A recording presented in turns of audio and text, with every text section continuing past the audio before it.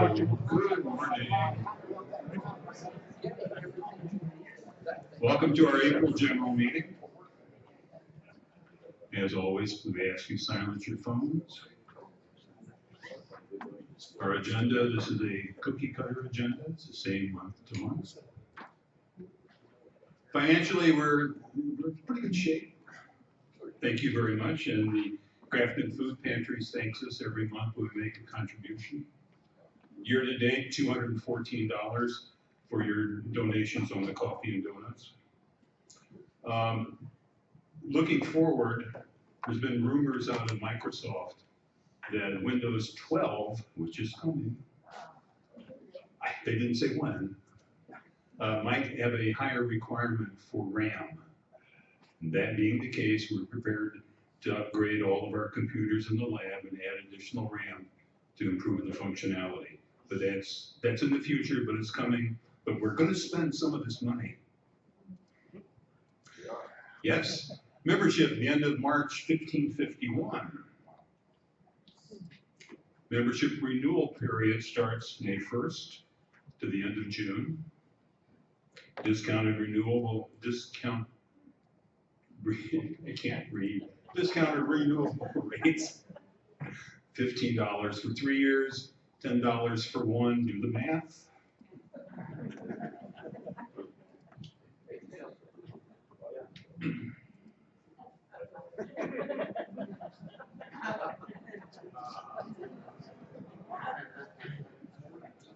Ain't it true? Computer Club Matters, our schedule for the year continues the second Thursday of the month, so May 11th is our next meeting. Again, it's going to be a couple of feature presentations. First is what you can do in the lab.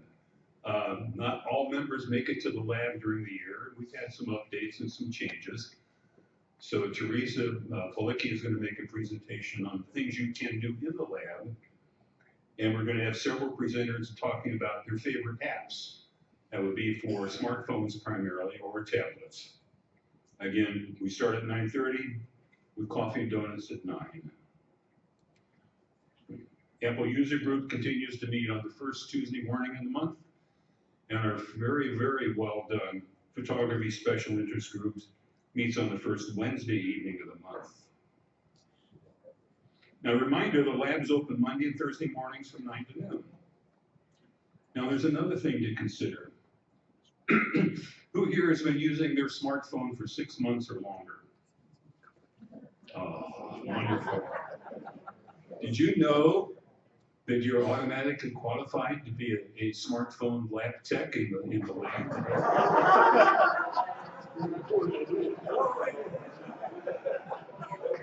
Now, there's some misunderstanding, and when we probably have started it. You don't have to spend 4 hours twice a week in the lab to be of help. You could spend an hour a week helping other residents with their smartphone problems. You'd be a big assist to the club. So if you can spend 1 hour, even 1 hour every other week, it's going to help because we're getting a lot more interest with folks coming in. The question is, how do I do something? And it's almost always phone related. So give it some thought. I'm also curious, how many educators are here? That's it. 3? Now, some of you are not being fully honest here. Now, if you are or were an educator, you're equally qualified to be a smartphone lab tech. And if you need help, we can teach you. You want to learn more about it, come on up after the meeting. Talk with myself, or Ken, or John, or Shelley, or Ralph, any of us, and we can answer your questions, or come to the lab, and the lab will be open after the meeting. As far as classes, we have 6 more coming up this month. As always, classes are free for members. Remember your username and password for the hands-on classes. And here's our list. This afternoon, an introduction to eBay. Tomorrow, Windows 11. Next week, our smartphone classes, Google's and iPhone. And again, I'm sorry, Google Photos, which is an every once in a while offered class. And then next week, iPhone and Android. And backed by a very popular demand is the Cutting the Cord class at the end of the month. Community Matters, bingo! April 13th, Volunteer Appreciation Week, the 17th, Volunteer Appreciation Event, the 20th, and while I'm there, I'm going to ask all of the club volunteers to stand up. The coffee and donut folks, thank you. Please stand up. I see you back there. All of our instructors, please stand up. Not just stand up, you got to stay standing. And board members, please stand up. Thank you all.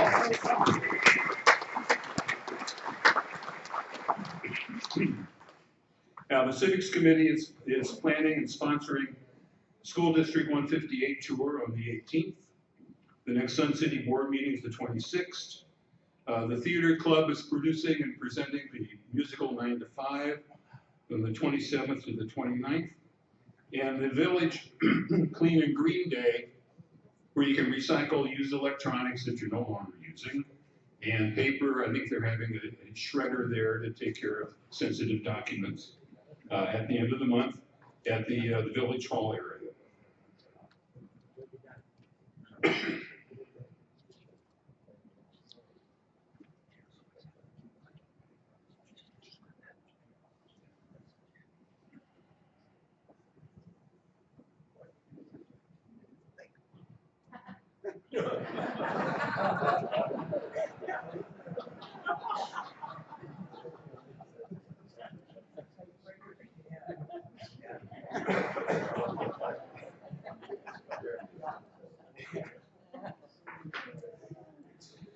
Moving on to our feature presentations for the day, phishing and computer scams. Now I want to be clear, this is not what we're talking about. If you want more information on this particular spam, we recommend going to www.spam.com, and they have all the solutions that you'll ever need. Definition of a computer scam. It's someone or some individual that wants your money. That's the simplest definition. What are signs? They reach out and contact you. Now, if you call your bank or you call a store or a provider of material, you know who you're talking to. If you get a call out of the clear blue, you don't know who's really at the other end of the phone. They dangle bait. It's usually some money of some sort or a gift. They want your personal information, like your social security number or credit card number.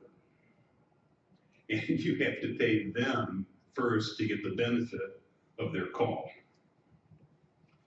And you have to wire them money or send the numbers off of gift cards.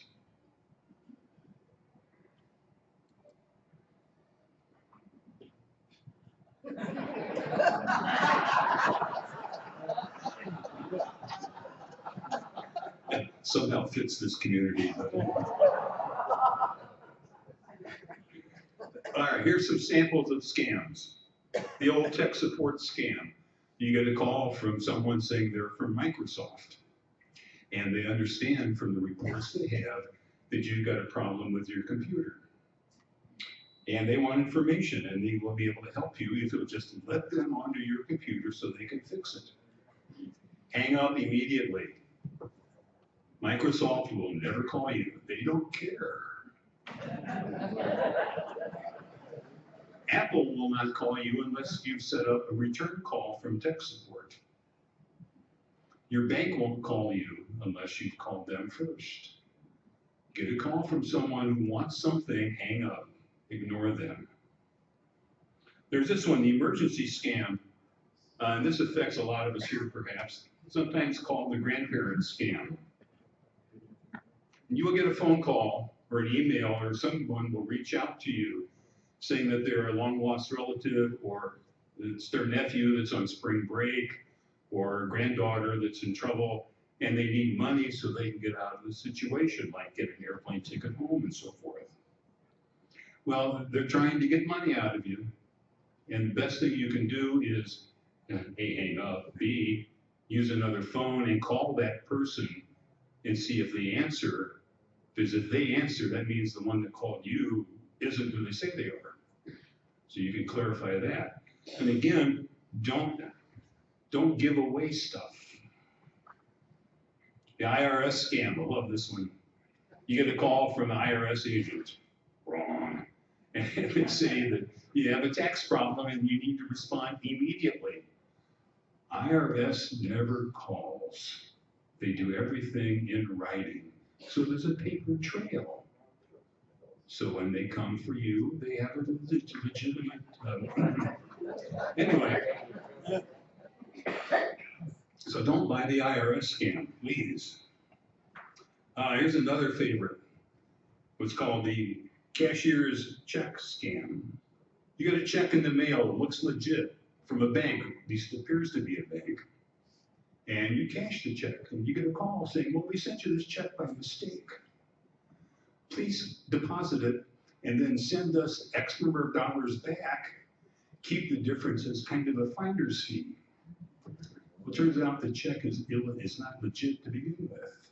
So you're out the money that you send back, not to mention the penalties that your bank might impose for getting caught up in the scam. I love this one. It's called a charity or imposter scam.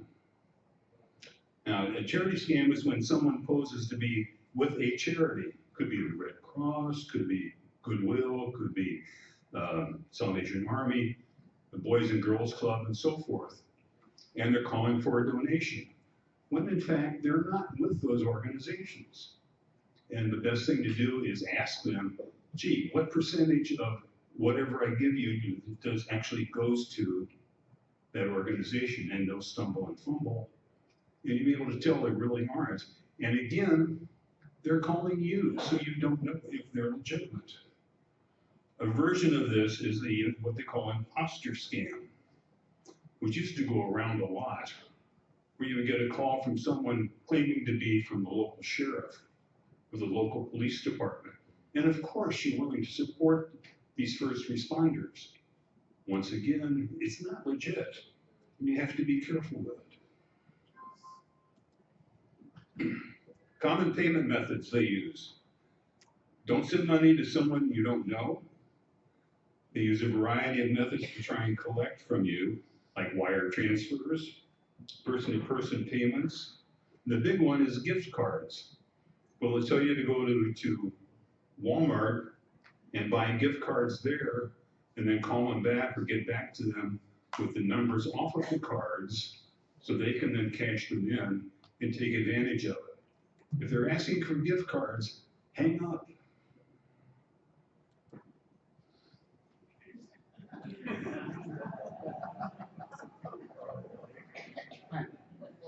Yeah, I put these in there so I can get a drink. No, it's not mimosa. Phishing.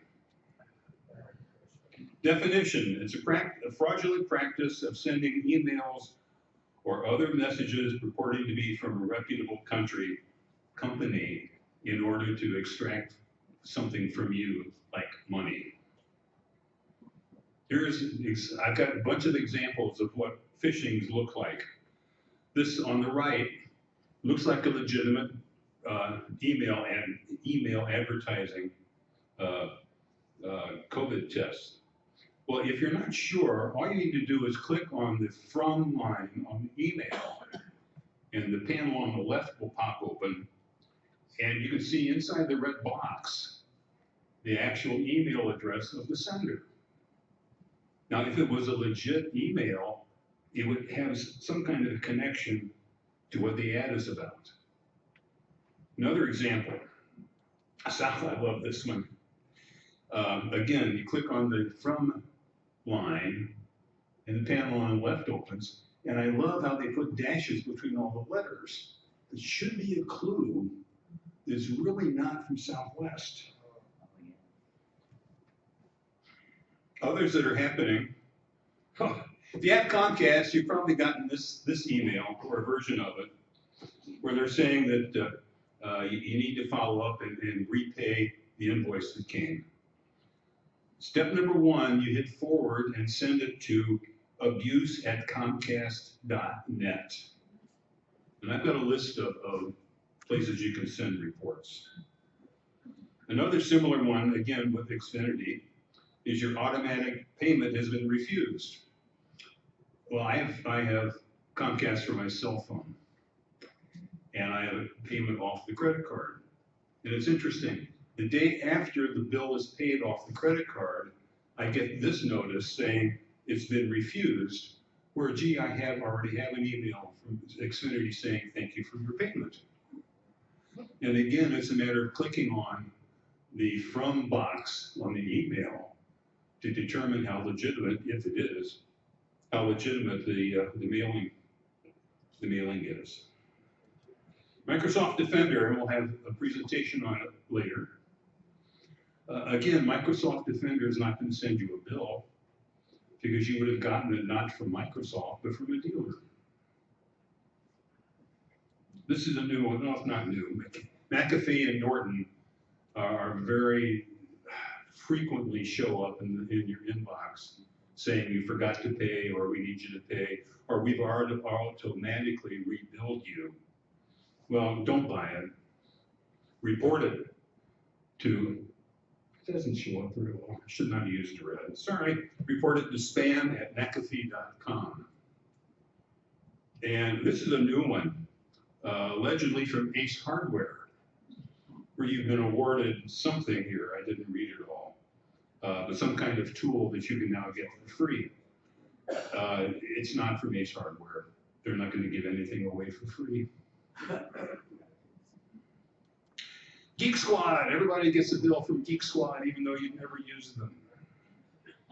What's interesting here, if you look at the box on the far right, it has their return mailing address. Can anybody tell me where that address really is?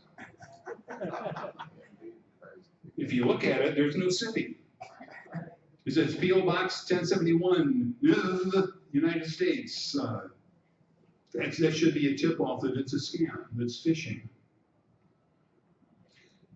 I reached out to many places to get information on how to report back to them on phishing attempts. Amazon sent back a very nicely well-done, detailed response. And I've done some frame grabs here, screen grabs of what they sent back. Main point is, Amazon is saying, be careful installing apps and software, and we will not ask you to install an app. Very good. They also say never pay over the phone. And the scammers and the phishers will want you to stay on the phone and to tell them, read the credit card number to them over the phone. Amazon is saying don't do it.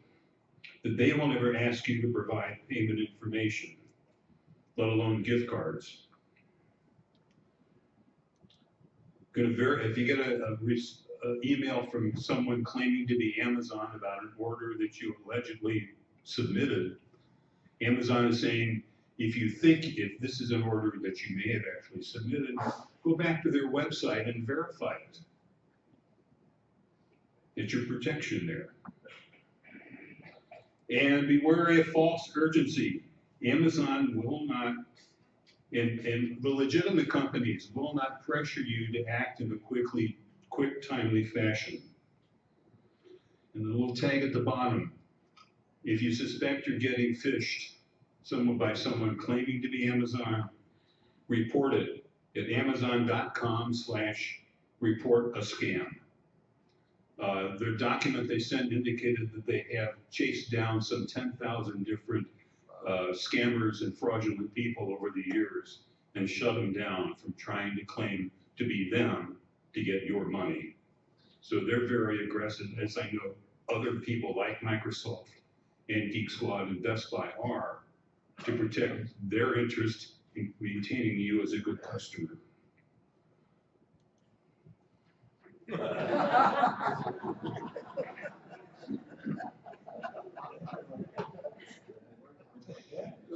I know this, doctor.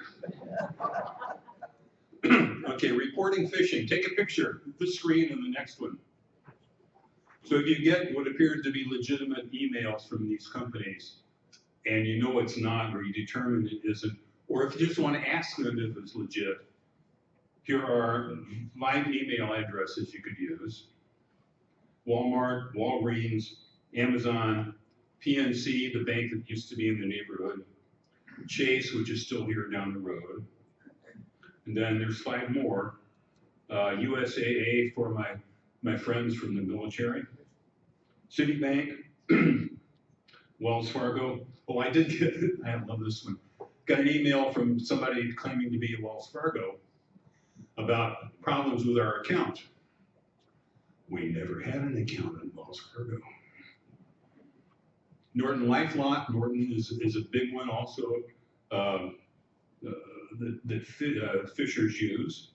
And of course with Apple, report phishing at apple.com. That's phishing and scams and spam. All I have this morning. Next, I want to introduce Shelley. Shelley Goldberg is going to be talking about Microsoft Defender.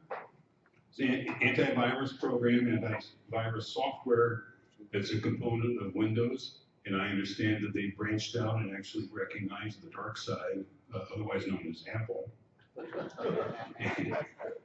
Not that we endorse any product, iPhone. Invite Shelley to come on up, and we'll have to change technology from Apple to laptop to Microsoft.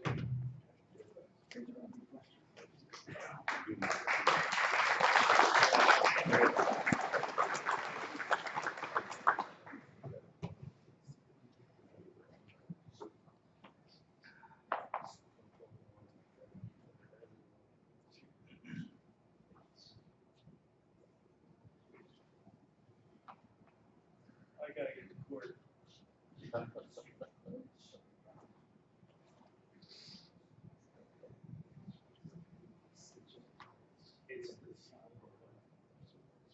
Yeah, that's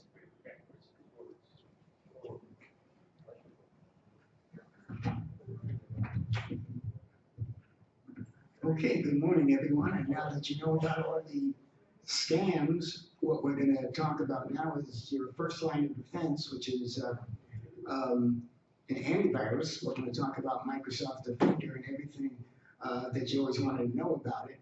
And before all of you Apple and iPhone folks leave, we are going to talk about how it applies now for Apple products as well.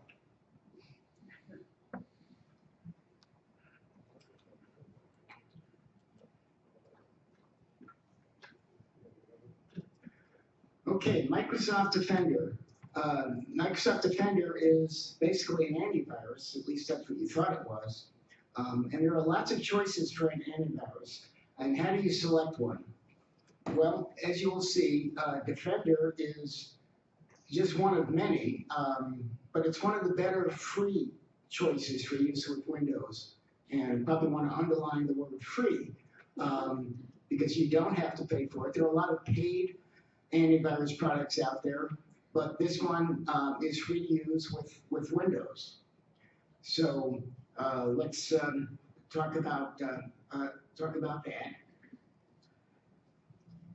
First of all, what is your antivirus that you're currently using? Hopefully you are using an antivirus. Do you even know which one you are using? If you want to find out and you're using Windows, what you do is you open up the Windows Security app, and in the Windows Security app, you can get to it either by going into the app itself. Windows Security is actually an app in Windows. You can also get to it through your settings. And you would click on Virus and Threat Protection, and over on the right-hand side, you'll see something that says, who's protecting me? And next to that, it says Manage Providers. So if you click on that, you'll be able to see who actually your provider is. And in this case, it shows you your antivirus, and it shows you that you're actually using, in this case, Microsoft Defender antivirus. And the important thing is you want to make sure it's on. If you have an antivirus and it's not on, it's not going to be doing you much good. So you want to always check over usually in the lower right-hand corner, either with the icons that you have, or you may have to look at your hidden icons, and you'll see the icon for whatever antivirus you're using, and it will tell you whether or not it's on and if there are any problems or issues.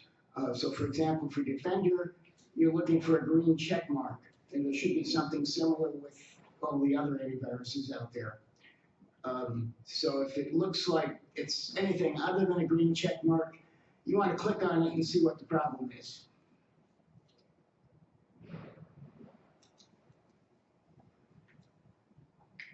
Okay, let's talk a little bit about the history of Microsoft Defender.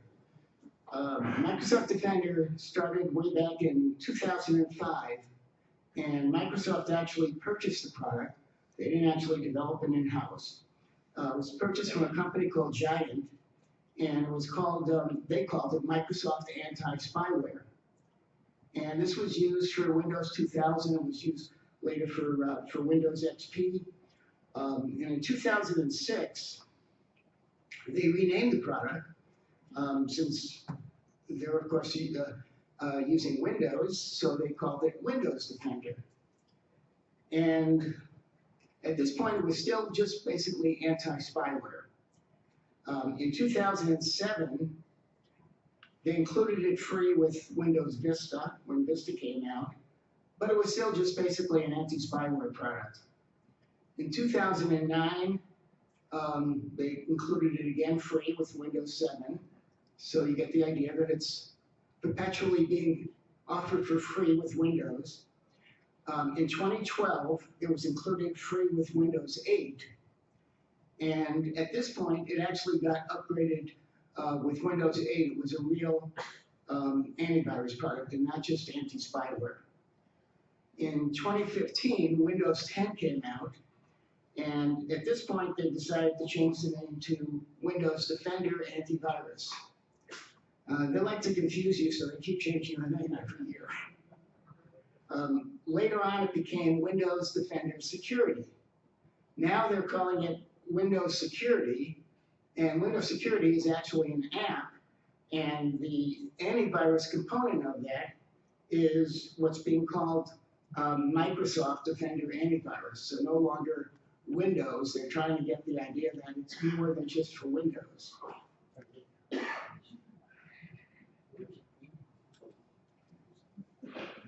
So the Windows Security is basically an app, and as I said, you could get to it either by launching the app or by going into your settings, and it gives you a kind of a dashboard.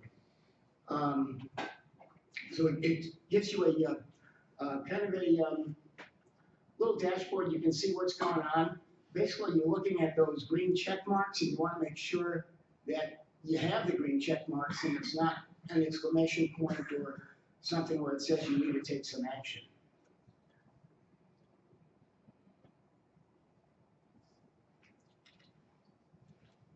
And this slide here basically is showing you the same thing. It looks slightly different because on this slide, what we did was we went in through the settings rather than going in through the app itself.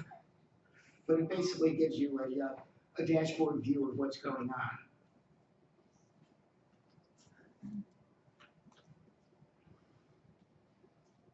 Okay, here's a little tip.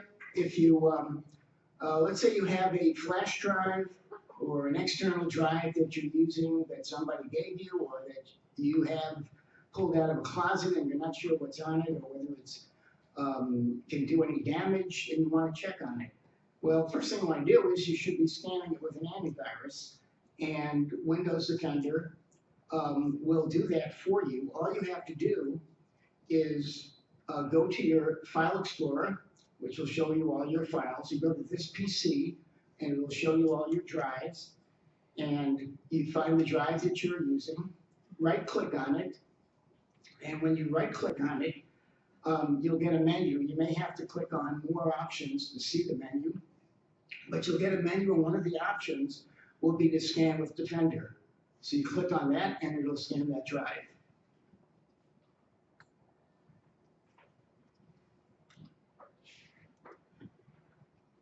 Okay, Windows Defender, it's going to be on by default, but if you're using another antivirus and you decide to use Norton, McAfee, or any of the others out there, it's going to withdraw to the background and it'll still be there. So if at any point you no longer want to use this other product, you uninstall the other product, reboot, and Defender will automatically come back into action.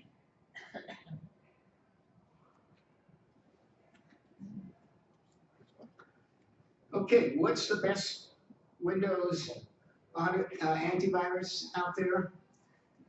There's certainly a lot of them out there. I'm not going to say that Defender is the best one, but it's actually mature to the point where it's pretty much on a par with many of the others out there, and it's good. It's as good as many of the paid products, and it's probably one of the best of the free products out there for Windows.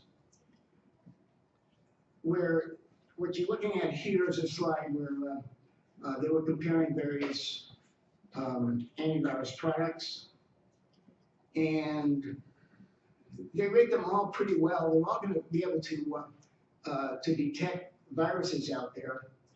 The Defender was downgraded slightly for performance because it is a little bit slower when it was copying files, when you're copying files. So that's not a bad thing. It's just, you know, that might be slightly slower than some of the others. But then again, it's a free product. And it's getting better each year. CNET did a review of various antivirus products out there, and they claim that Microsoft Defender is the best free antivirus for Windows. So there again, the key thing is free. There are better products out there, but you have to pay for them. But for Windows, this is probably a good choice, and you don't have to pay any money, so that's always a good thing. And one of the other things that it has is it's one of the few free products that offers you a free firewall. It includes a firewall out there. So what does it not offer you? Well, some of the paid products offer additional things that we're going to now get into. And Microsoft is trying to get into that market as well. So lo and behold, we go into the next slide here. We see a product that came out with, which is called Microsoft Defender for Individuals. Well, this was started to be released about a year ago, last year in June. And it's a new app, and it brings many different types of protection together under one dashboard. It can be used on multiple devices, so not just a PC, but Macs, iPhones, Android phones, and it has and it's a free add-on if you have a Microsoft 365 subscription.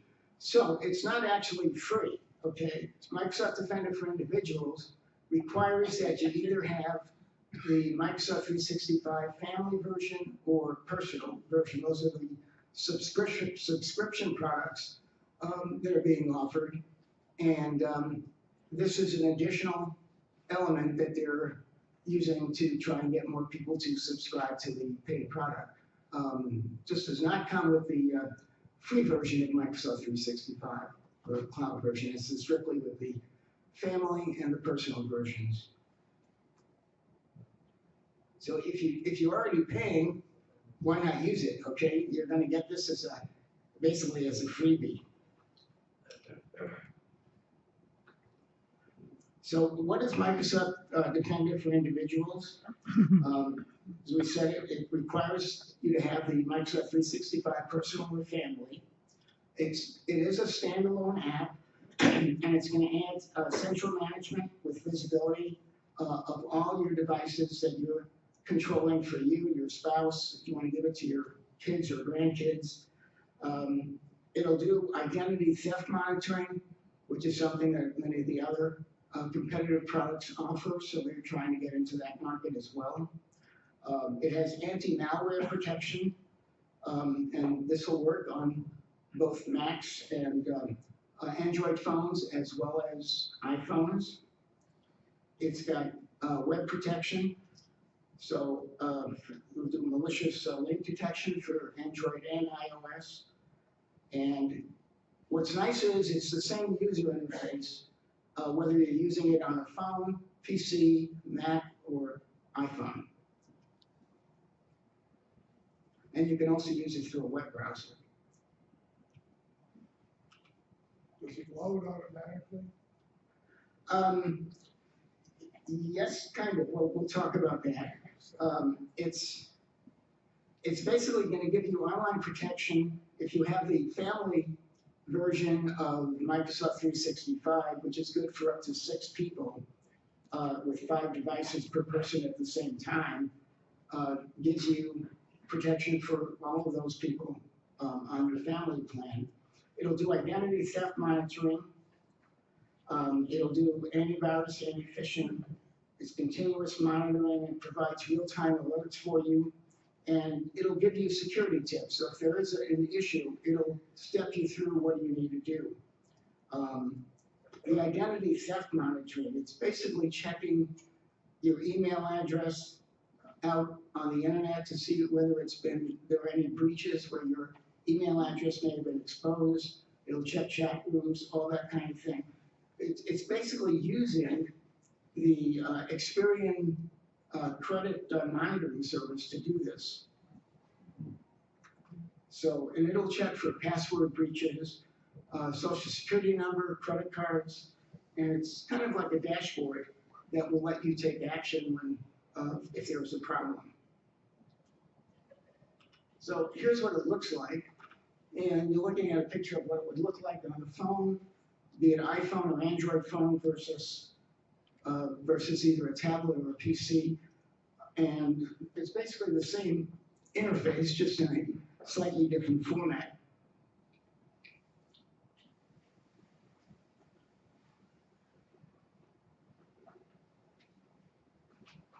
So the dashboard is going to show all your devices that you have out there, and it's going to show you if you have any problems. So here it's listing all the various different devices, and you can monitor all your devices for both you and your spouse or your partner if you want a 365 family plan. And it basically is an app. So how do you get it? You go to the Microsoft Store if you're on a Windows PC. You can go to the Apple Store. You can go to the Google Play Store. As long as you have Microsoft 365, you're entitled to this. It is a freebie. So go ahead and use it.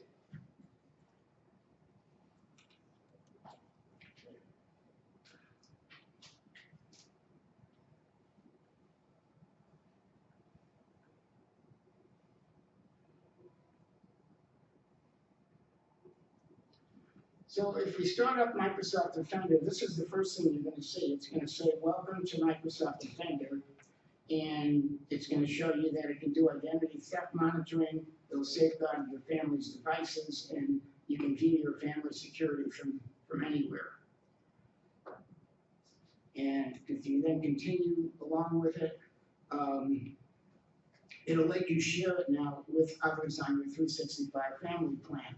So to answer your question, it will give you the capability of sending a link to any other device or person on your family plan, and that link then will help them to install install it on their device. But you can also go to the Microsoft Store, as I say, the Google Play Store or the Apple Store and install it as well.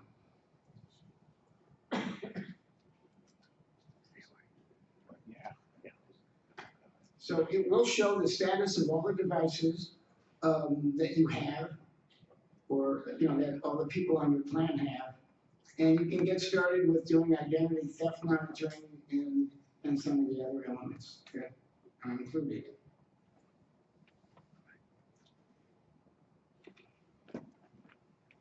And once you have it on your primary device, here's an example. It's showing another device, and a little link there. It says protect this device. All you have to do is click on that, and it'll send a link to that other device.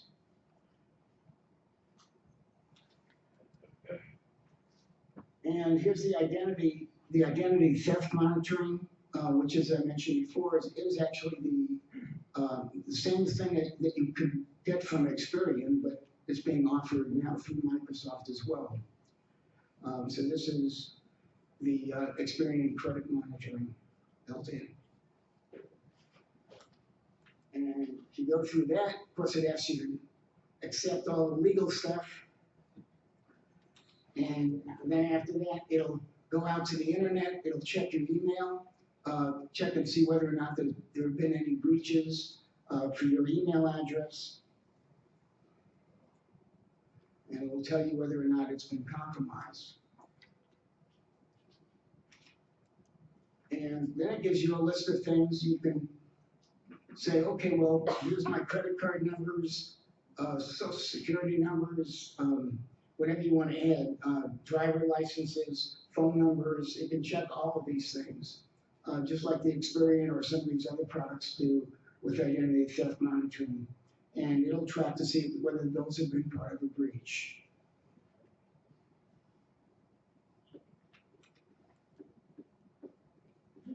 And here's an example where it checked and it found a couple of data breaches and shows how it was compromised and when it was compromised. You actually get the date it happened.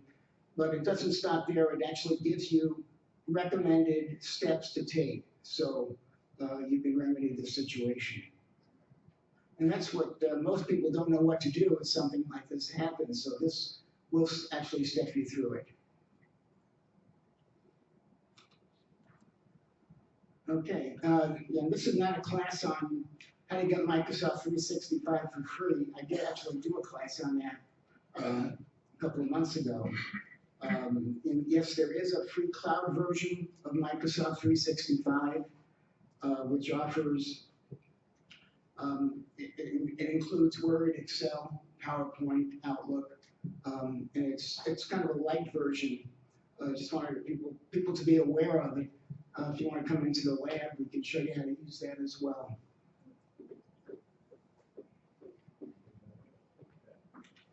Yeah, this is an example of the cloud version of Microsoft 365 and what that looks like. And by the way, this can also be installed on an iPhone, on a Android phone, tablets, iPads, and so on. Okay, now we're open to questions on either my talk or David's talk.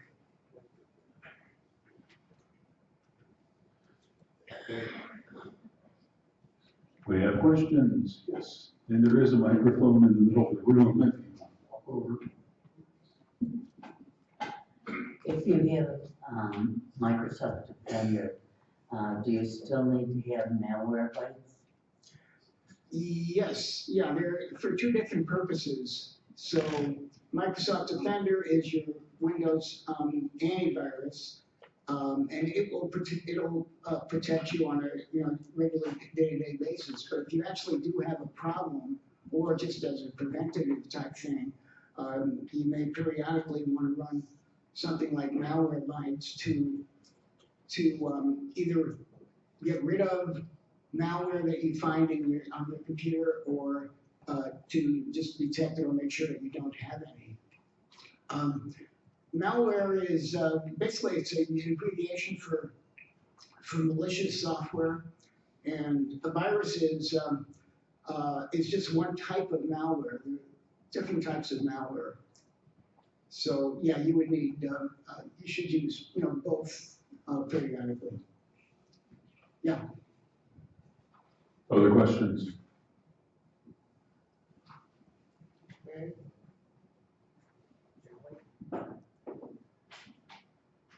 Shelley, if you have Norton 360, can you still use your Defender?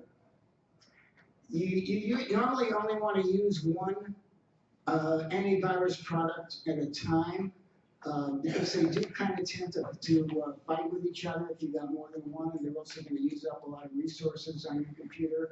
So, I mean, yes, you could have both on there, but not recommended. It's usually recommended to pick one or the other, and just go with that. They're all going to do exactly the same thing, so why use all those resources up? And Defender will kind of sit in the background, as I say. So if your Norton or McAfee or any other product gets uninstalled or stops working, Defender will then pick up and start working. If you get one of these spams on your computer and it has a telephone number there, don't call that number. If it has something on there that says uninstall or quit or do something else, don't click on it. That isn't what that's gonna do. If you get something like that, shut down your computer. If you have a laptop, hold the button down for about 2 minutes till it shuts down. Wait about 5 minutes and then restart your computer. And 90% of the time, it'll start right back up and be in fine shape.